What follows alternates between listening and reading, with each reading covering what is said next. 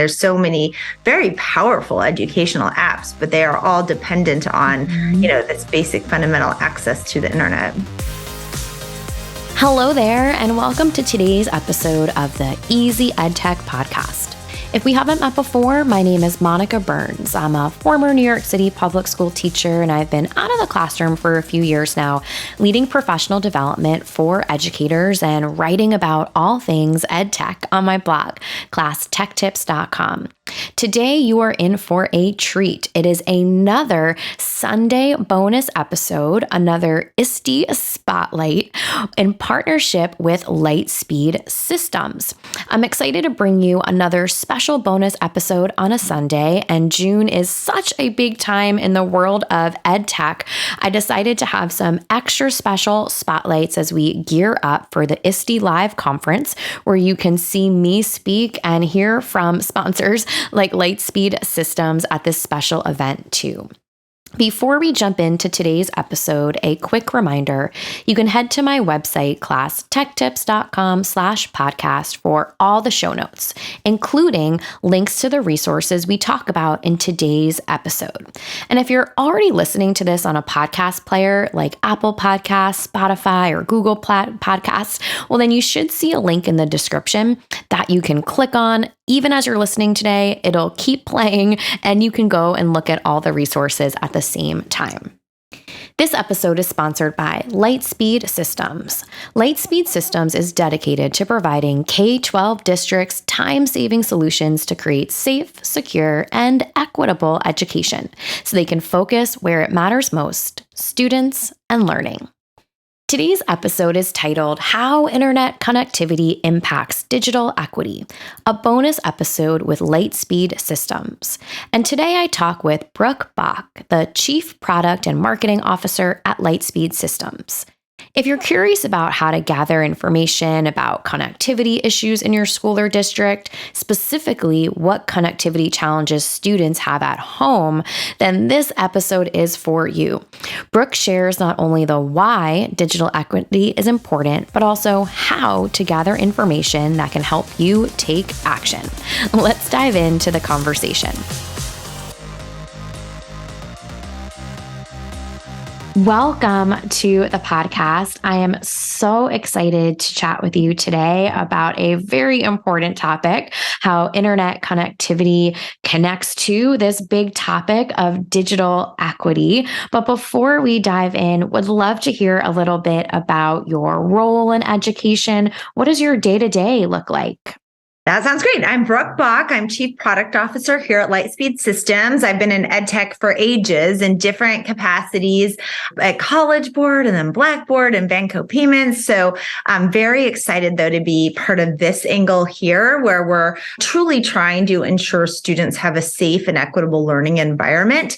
If you think of the hierarchy of needs of a student, we are, most foundationally want to create a digital safe room, really, for them to be able to interact with their educational activities in a very safe way. And then kind of as you move up the pyramid, to be able to be safe at school for both teachers and staff, physically safe, and then emotionally, in a position to be able to digest learning. And then finally, to be able to use technology in an optimal way to learn. So as a whole, that's what we're striving for. My job in particular, though, is to really go out and understand the problems that students and teachers and staff face in that core job of education students and finding out what is challenging, what is hard, so that we can build products to help solve that. And so we talk to a lot of administrators, a lot of leaders, a lot of educators to figure out how we can do that best. So it's a great job, and it's, hopefully we're making a big difference in a lot of people's lives.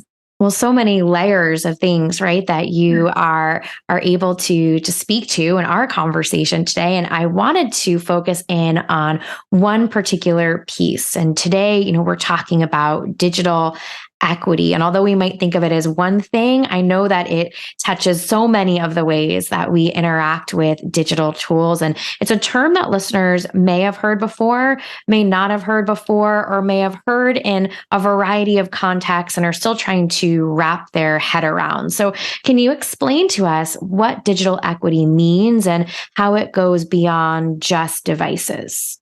Sure. I mean, most foundationally, right? It's ensuring that students, all students, regardless of income or race or, any other factor, are able to have access to education, right? And the same access to education that all students have. And there's a huge digital component to that, right? Increasingly, especially post-COVID, technology is used so substantially in education. Mm-hmm. Both inside and outside of school, that, that can be a barrier to all students having access to the same learning opportunities that other students have. If they do not have, kind of access to technology, has now become a foundational stepping stone to being able to access, the academic opportunity that all students should have. Yeah, and we know this is a conversation that came up throughout the remote learning of the past few years, and has been a conversation when talking about giving kids devices to take home, or even working within the physical spaces of a classroom that may have connectivity issues, or just things that are not always super reliable for educators who are designing learning experiences for students. So, we know that this happens in a variety of spaces, but what are some common challenges or barriers students face in accessing reliable internet when they're outside of school? Sure. I mean, it can run the gamut of, you could have a student who doesn't have a safe environment at home, and they're at a Starbucks, right? Or some other location that is not a home environment. It may be a student living in a multifamily home who has many people trying to connect to the same carrier. Now, within the United States, we have a huge variety of, urban, rural, suburban environments. And, there are migrant camps. There are lots of different places that students may call home. They might be at two homes, and that might vary, from day to day where that student is and what they have access to. And there are a lot of factors that can put pressure on bandwidth and their ability then to access really their homework. Previously, students would bring home a notebook and use a pencil and do their homework there. But that is, increasingly less likely that is the form that their homework will take. And and there's so many very powerful educational apps, but they are all dependent on, this basic fundamental access to the internet. I mean, it's such a great point that you made, that in the past, we would hope that students had a quiet space, or a dedicated space, or a spot where they might not feel interrupted by all the other things that are happening in their lives. Or, perhaps they were moving from one environment to another, during after school hours. And all of those are still present challenges for some students, but you add this additional layer of internet connectivity, whether something's reliable, whether they're moving or on the go, or there's just a bunch of people trying to connect to one network that's not feeling very strong. So for schools and districts that have identified this, they understand that this is a need with their student population and their wider community. Is there something they can do? Are there any specific strategies or initiatives that schools or districts can implement to assess, students off-campus internet connectivity?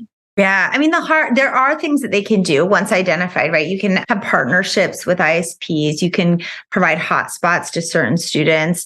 Even just making the schools and teachers aware of the situation of a student is valuable too. So there's so many things that you can do. The hard part, though, is identifying that, right? Many districts now rely on these kind of once a year surveys that go out to families. And that is such a, once a year, my situation varies way more than once a year. So student situations can vary significantly. Imagine, they're having challenges 6 months prior to that. So do they not have access for the 6 months until the survey goes out? What if English is not the first language, or even Spanish? Is the person responding to that able to answer the survey? And a lot of districts don't have high response rates for those surveys. So it truly is not the best way to collect this information. It's not a timely way of collecting the information. So there's a lot of things that districts can do once they have it, but getting it is, the first step of that. And so that piece of, gathering that information. You're so right that just the intention is always there, right? At the school district level, like people know that they want to check in on this and gather that information, so that once a year survey, we know that for most families, right, or many families, right, that might change over the course of the year. Can you share with us any success stories or best practices from schools or districts that have effectively addressed, digital equity? They have assessed students' internet connectivity and gotten information that is actionable for them.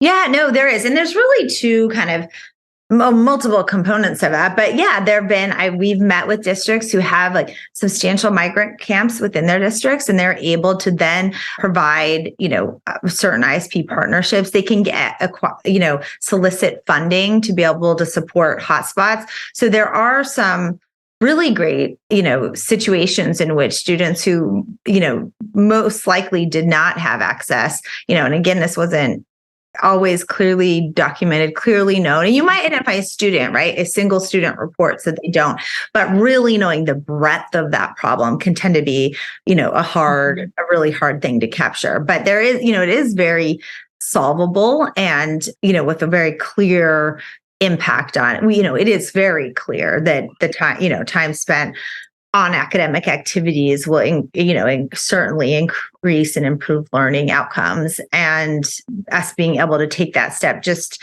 to, one, know when an individual student has problems, but then the extent to which that is impacting other students. And even an IT administrator who has to respond to a single student, that it could be a bandwidth, or it could be device health, it could be memory, it could be a lot of things. So giving that IT administrator more tools to be able to identify what exactly is the problem. And then if the problem does turn out to be bandwidth, what is the breadth of that problem?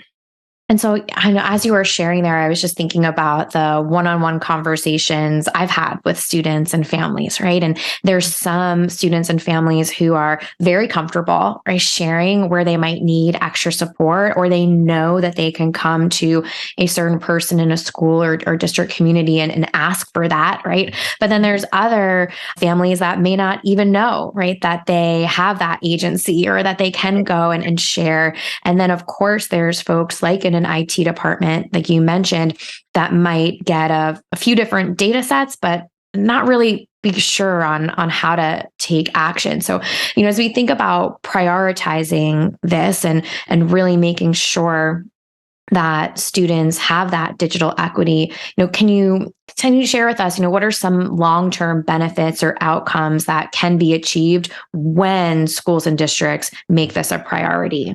Yeah. I mean, if you just think about it, I'm like, even something, if I were to host a party, right, and I was able to send that electronic flyer to 3 friends, but really I had 15 friends, right? But if only 3 of them were able to be on the internet to get this, my party would be, my reach would be smaller, my party would be smaller.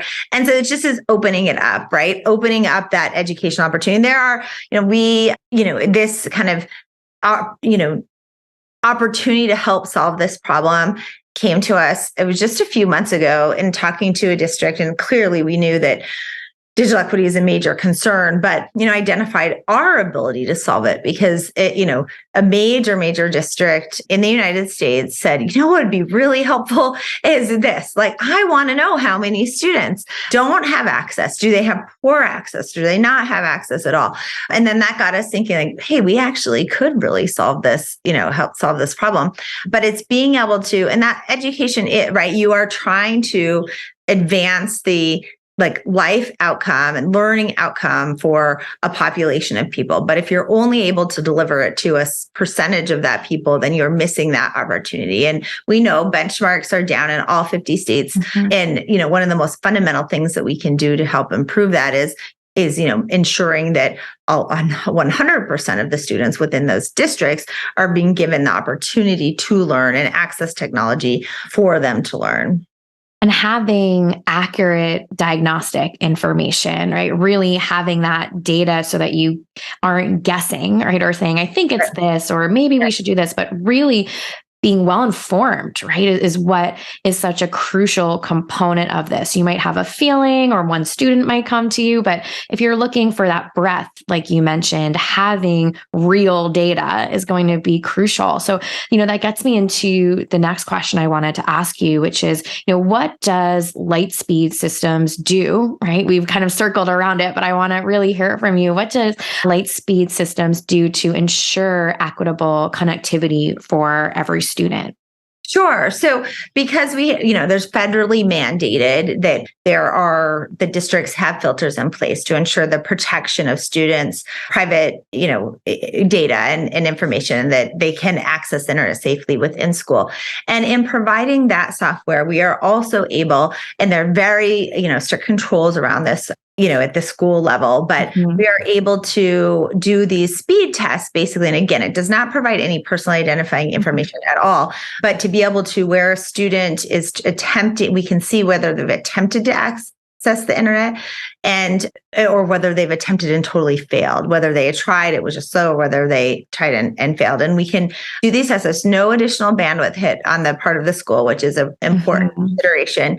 And then we're able to report on that. So we can do it at the student level. Again, no geographic information or anything, but just, did this student have access to attempt to connect to the internet and have problems, or was not able to at all? Did they twice, within a week, did not have access, or any number of times had trouble access? And the district is able to set their threshold. So we know, the government said 25 megabits per second is kind of a standard, but we allow the district to set it higher or lower. Some districts feel like that is not fast enough, so they could set the threshold to be even faster than that.